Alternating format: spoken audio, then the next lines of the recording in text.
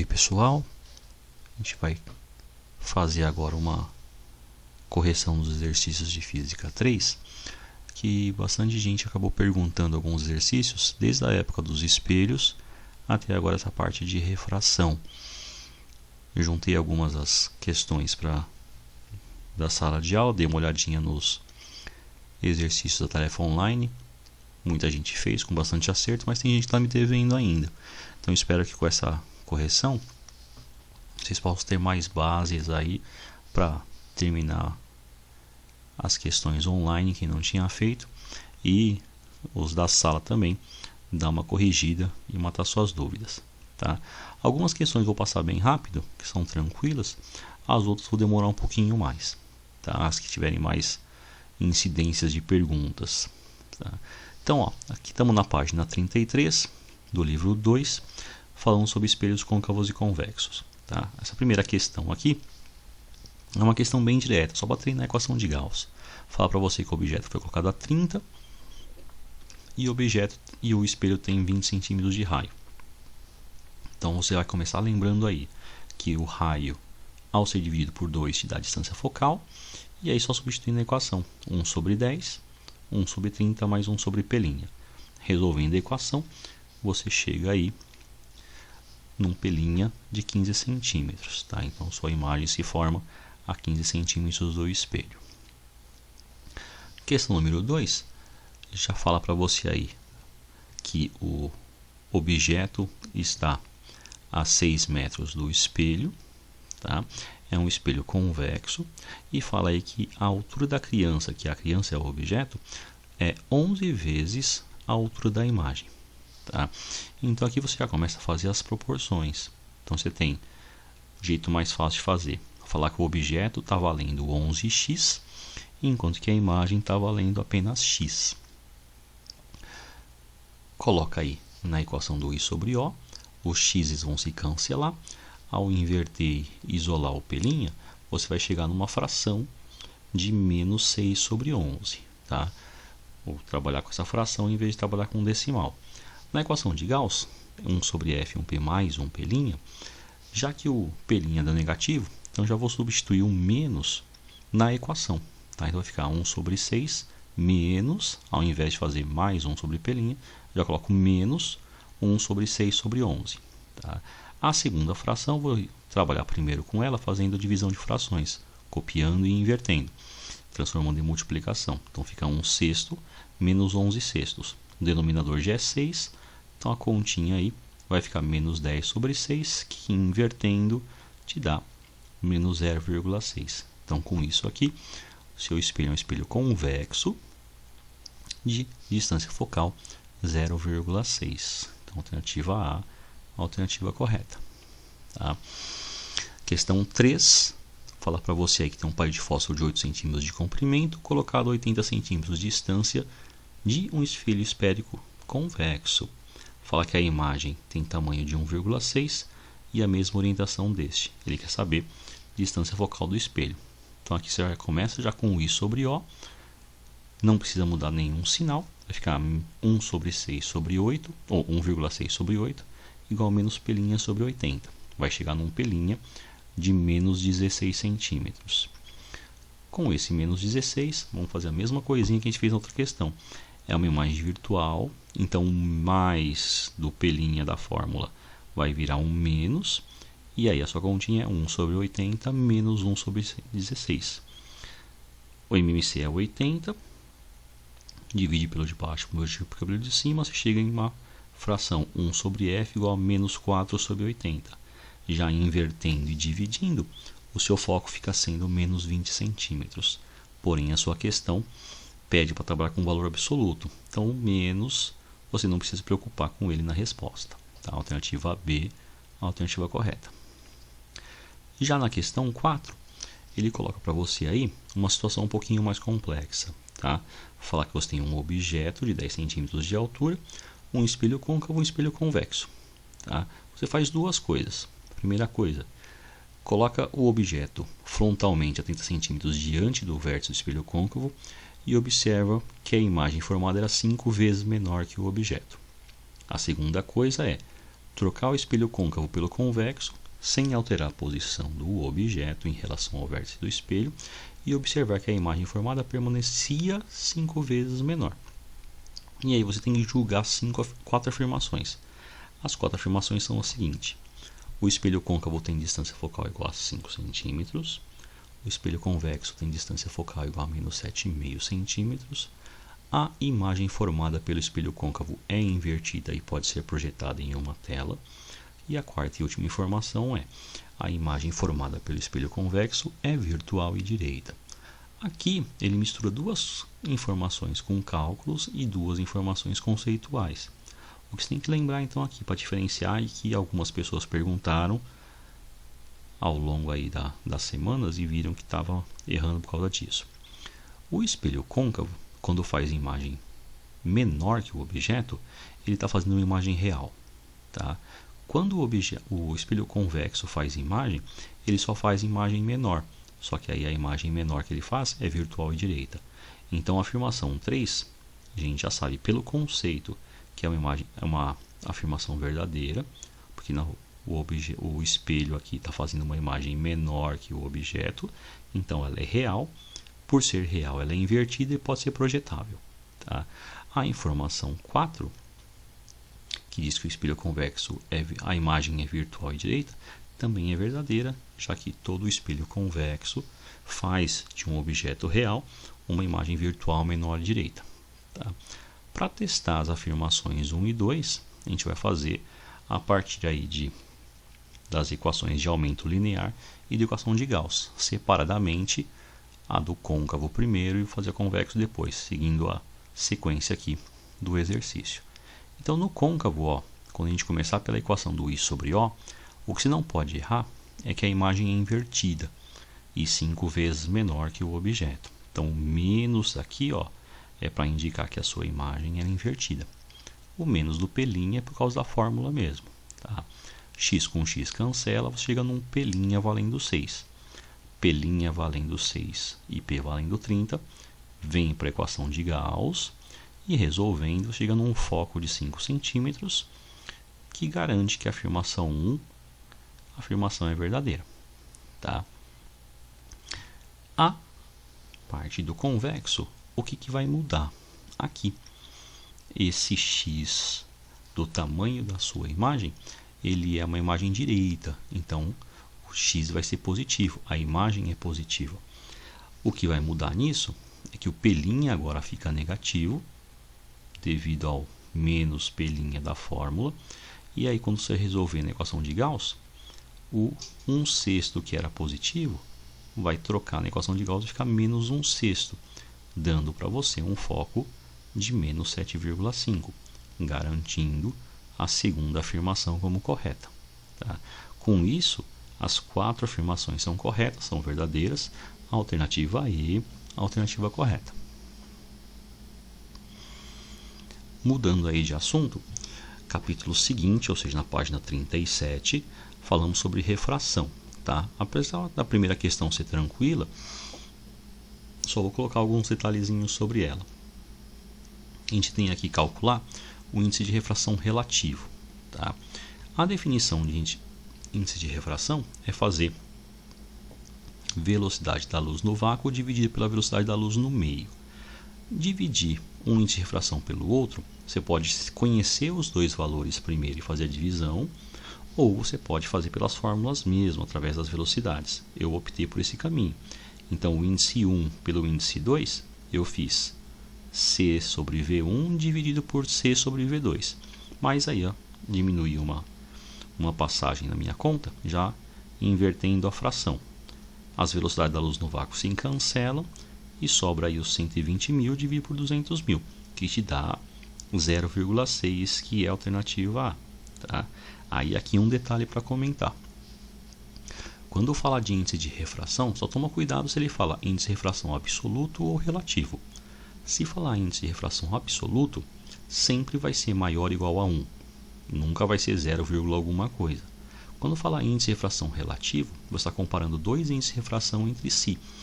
E aí pode acontecer dividir o maior pelo menor ou o menor pelo maior. E aí pode acontecer, como resultado dessa conta, ter valores maiores do que 1 ou menores do que 1.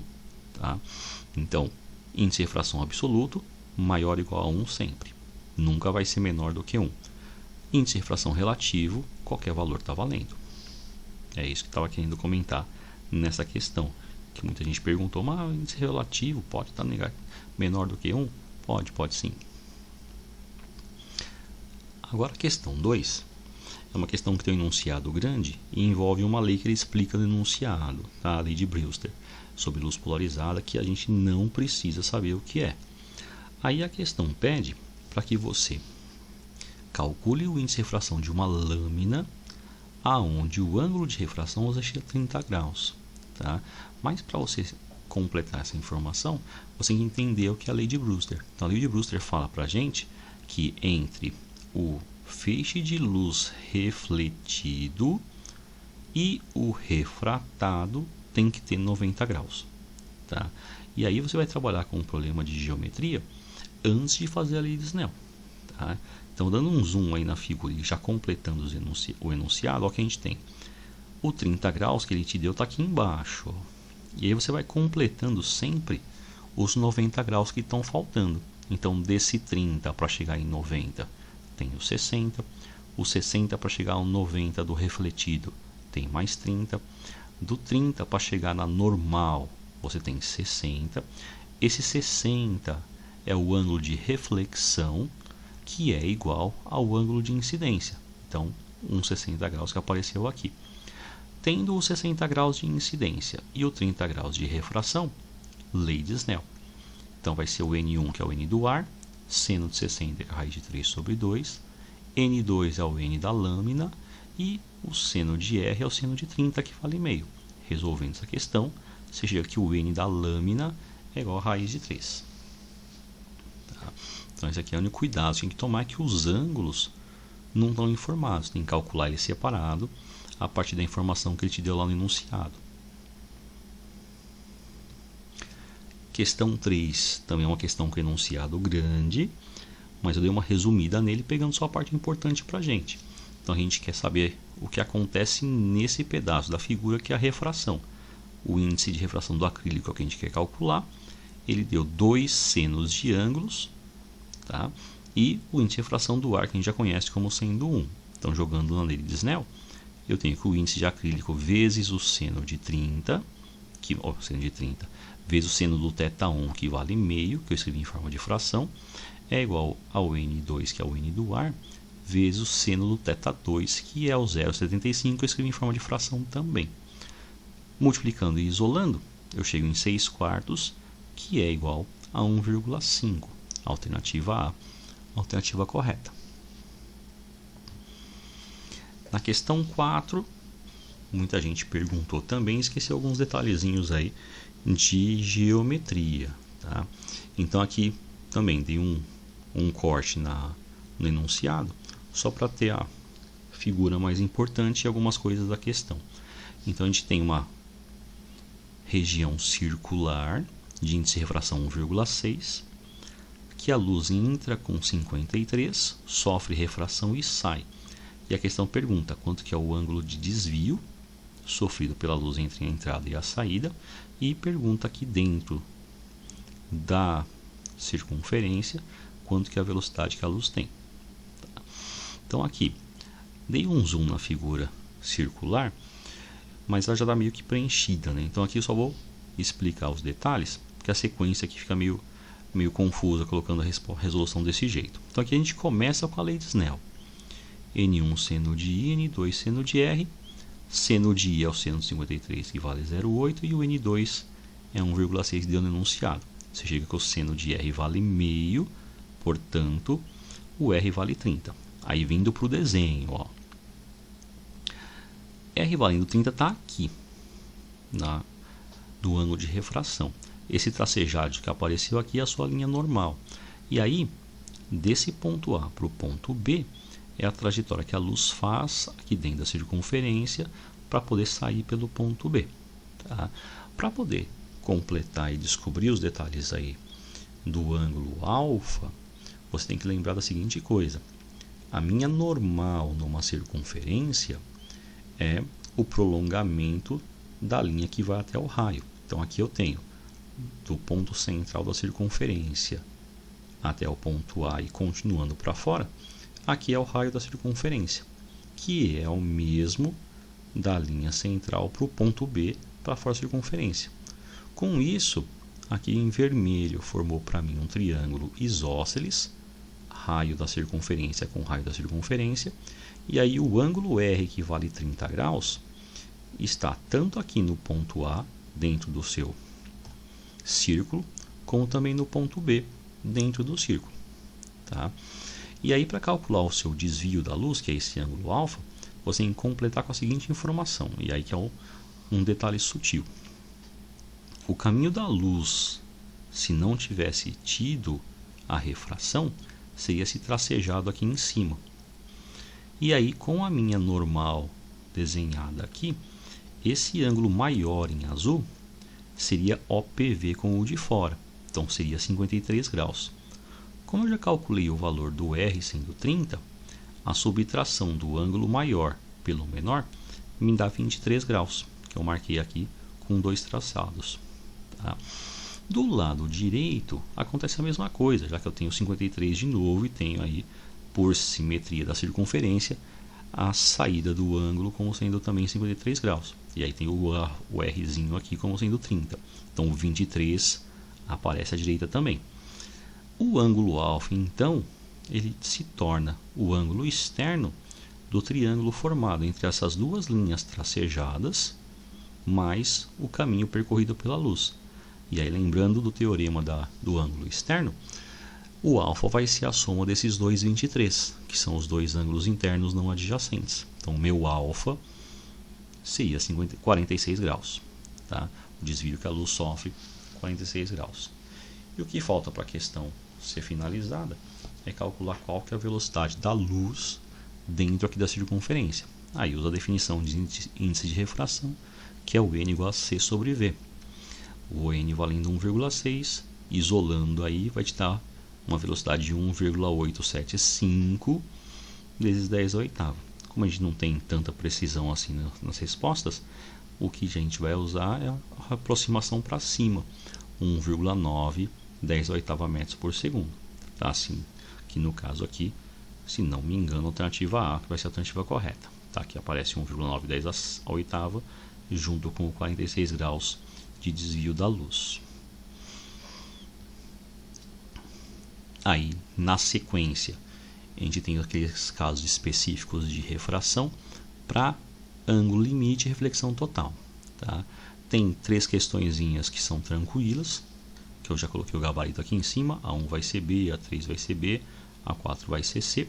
A 4, por sinal, é só você aplicar a fórmula de ângulo limite, que o seno do L é o N menor pelo N maior. E aí já dá o valor da resposta para você descobrir na tabelinha. Tá? Essa questão 2 é uma questão que é uma variação de uma questão que eu apresentei para vocês, para quem estava estudando comigo ano passado em física. Fiz pelo menos umas 3 vezes umas questões parecidas com essas com vocês e acabei colocando também numa P3, uma que vocês fizeram aí em grupo. Tá? É um pouquinho diferente o enunciado, mas o teor vai ser a mesma coisa. Tá? É sobre como você esconde alguma coisa na água, tampando com um certo círculo o caminho da luz. Então aqui ele mudou o conteúdo, o enunciado, mas as coisas acabam sendo a mesma informação. Você vai ter aí uma profundidade de 50 centímetros e um tampão de 50 centímetros também. Tá? E o que ele pede para calcular é quanto é o índice de refração da água para que esse tampão aí consiga fazer o papel de cobrir por completo o objeto que foi escondido, aí no caso uma pepita de ouro. Apesar de contextualizar como sendo um barbante, uma Vitória Régia e um lago tranquilo, eu fiz parecido com o ano passado. É como se fosse uma piscininha. Não desenhei a circunferência por completo, porque eu estou fazendo um corte vertical. Então a gente está enxergando só o raio da circunferência, não o diâmetro dela. Essa linha vertical verde é a minha referência com o barbante onde está o objeto aqui embaixo, tá? E esse caminho em vermelho é o caminho que a luz vai fazer para não ter visão fora da água, tá? Lembra que a luz, quando sai do mais refringente para o menos refringente, ela se afasta da normal. Mas tem uma situação que é o ângulo limite, que fica desse jeito, e se eu colocasse um ângulo maior que o limite, acontece reflexão total, garantindo que não tem luz saindo e que o objeto que está aqui escondido não vai ser visto, tá? Então aqui eu tenho o ângulo limite está aqui em cima. E aí, por paralelismo, eu tenho aqui dentro do triângulo, o ângulo L fica aqui embaixo. Então eu vou calcular esse ângulo L através da tangente, já que eu tenho o raio aqui em cima da Vitória Régia como sendo meio metro e a profundidade aqui, que é o tamanho do barbante esticado, como sendo meio metro também. Então, usando tangente, eu chego que o L vale 45 graus.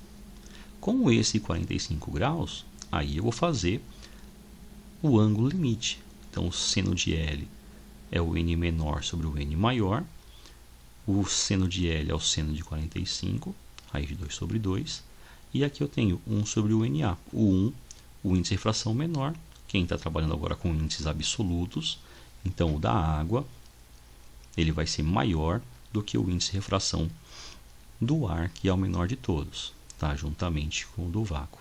Já multiplicando, invertendo e racionalizando, a gente chega no índice de refração da água como sendo raiz de 2.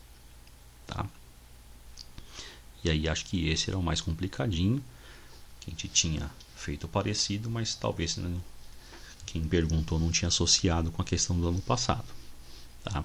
Aí detalhe, próximo capítulo sobre óptica é dióptro plano, tá? Não fiz uma aula específica para vocês aqui, mas eu vou passar um link para vocês de uma aula que eu fiz para uma outra sala. Tá?